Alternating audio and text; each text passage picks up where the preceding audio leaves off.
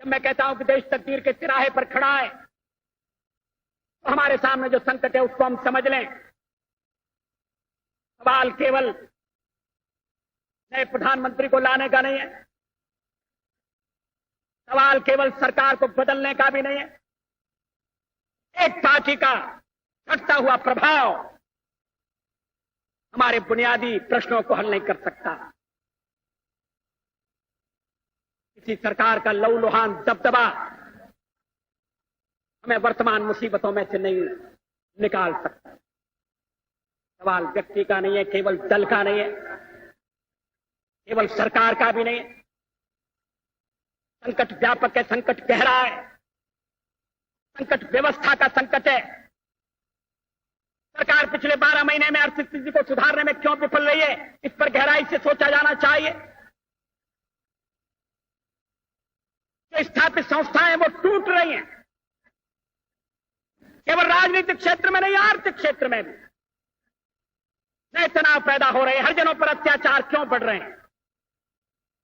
बहनों को बलात्कार का शिकार क्यों ज्यादा बनाया जा रहा है? आवश्यकता इस बात की कि गणतंत्र की रक्षा और नैतिक मूल्यों की पुनर्स्थापना के संघर्ष में हम किसानों, मजदूरों, ग्रामीण, गरीबों, दस्तकारों, युवकों, छात्रों तथा महिलाओं को भागीदार बनाएं और उनमें यह विश्वास पैदा करें कि अपनी स्थिति को सुधारने का उनका यत्न यथा स्थिति को एकजुट होकर बदलने से पूरा होगा। भारतीय जनता पार्टी राजनीति में, राजनीतिक दलों में, राजनेताओं में जनता के खोए हुए विश्वास को पुनः स्थापित करने के लिए जमीन से जुड़ी हुई राजनीति करेगी। शिखर की राजनीति के दिन लग गए, तोड़ तोड़ की राजनीति का कोई भविष्य नहीं है। पद, पैसा और प्रतिष्ठा के पीछे पागल होने वालों के लिए हमारे यहां कोई जगह नहीं है। जिनमें आत्मसम्मान का अभाव हो वो दिल्ली में जाकर, दिल्ली के दरबार में जाकर मुजरे झाड़ें। हम तो एक हाथ में भारत का संविधान और दूसरे में समता का निशान लेकर मैदान में कूदेंगे और जूझेंगे। हम छत्रपति शिवाजी महाराज के जीवन और संघर्ष से प्रेरणा लेंगे।